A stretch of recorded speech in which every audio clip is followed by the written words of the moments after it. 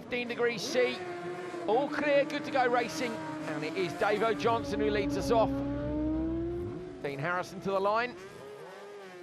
A little bit more overcast than it's been on previous days for the start of this encounter. And Harrison's away, Cam.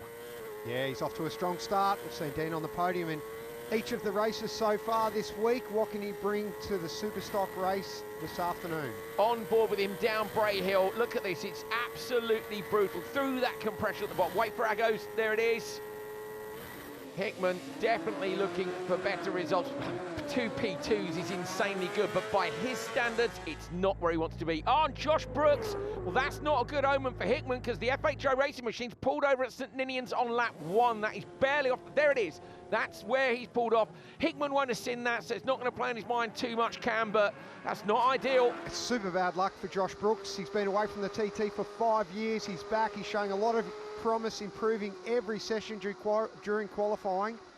But his race is over almost as soon as it began.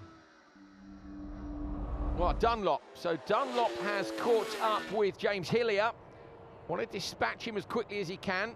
Yeah, James Hillier riding the OMG Yamaha, riding quite well with a 4th position in this week's Superbike race. Let's see what he can do on the production machine. Oh, that's Dunlop. So Dunlop sneaks through on the inside there. Wow, on the Wayne Alpine. You see that, Andrew? Dropped his foot. Harrison down at Cregney Bar. Pete Hickman won't want to be behind Todd when he gets down there. He really needs to get a wiggle on. He's got to get this done, and he's still behind him. So Hickman is still behind Todd. Surely he's not going to find a way through here. It's not a place to pass.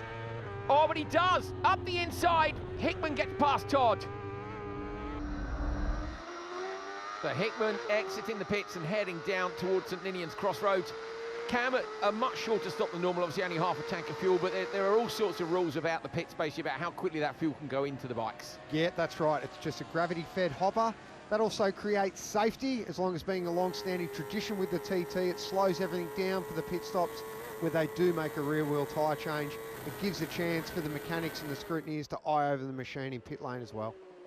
There is the leaderboard then. Peter Hickman leads by 2.7 seconds from Dunlop. Harrison look a further 11.1 back as he exits Ballacrane. Will Michael be able to respond to that gap? Will he be able to chase Pete Hickman down? Looking at his pace through Gorsley, that's certainly what he's trying to do now. He did see a little shake of his head when he was in pit lane, when he was having the fuel in, Cam, so maybe he's not feeling quite as comfortable as he has in the previous 2 races where he's won, and he runs it a very deep on the exit of Ballacrane. Certainly back on the pace today, isn't he? As we ride on board with Dean Harrison through Kirkmichael, threading the needle. That's the first time we've seen the onboard through there, Cam, and I said it earlier, you've won here twice. And that's narrow, mate, at those speeds. No matter how many times you ride that section, it's still almost overwhelming on the sensors. The houses are just so close to the edge of the road. As we see Michael now. He's through, but he's 5.3 down, so as he lost another couple of seconds. Dunlop looking to respond. We know there's just a handful of seconds in it at the minute. Halfway through the second lap. Dunlop here at the top of the screen. Have a look on the left-hand side. That'll give you a good old update. Harrison looked 10.5 off him, but we're waiting. Harrison drops his leg again at the same point. We actually saw Dunlop do that on the previous lap too, but what we're waiting to see is where Hickman comes in at Balaff Bridge.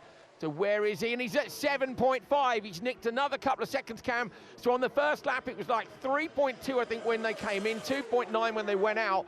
Now he's edging a couple of seconds a sector. This is looking more like the Hickman of last year.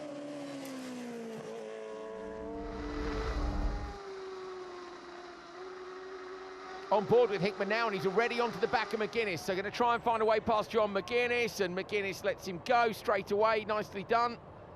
So no time lost there.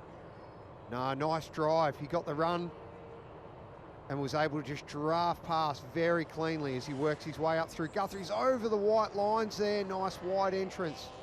Very impressive. Up into the bungalow. Michael Dunlop, same as he was on his superbike, just getting in so close. He's lifting the knee up. He does look good on it. Has he responded? 10.6. So the gap between Dunlop and Harrison, pretty similar to what it was before. We're waiting for Hickman splits to see whether or not it's gone up any further. Harrison from the heli. And now on board with Pete Hickman. Okay, so this could affect the gap if he can't get through here quickly enough. Comes up behind Hillier. Brought Hillier up Haywood Heights. Pulls out the inside. Nice.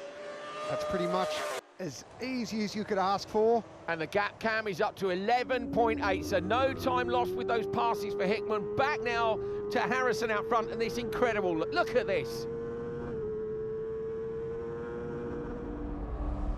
So we know Dunlop is still trying, Harrison also.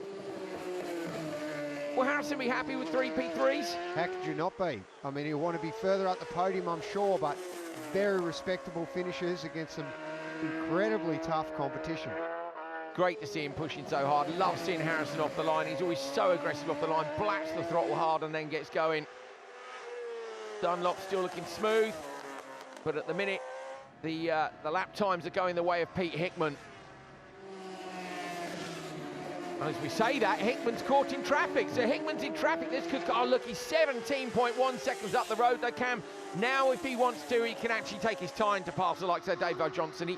He's not going to want to, but he has got a bit of breathing space. Yeah, he's just going to trail Davo up Craig Willie's hill.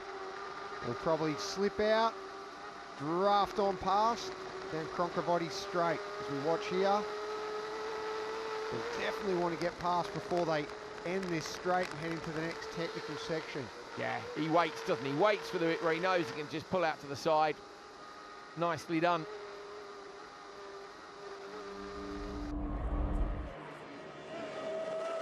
Hickman through on the number 10. Everybody dropping a leg off in the same place here. Yep, stretch a leg out while you can. Back on the pegs. Up and over, Solby Bridge. Get that pit board on your right. P1 plus 17. That's what you like to see when you're in the home stretch.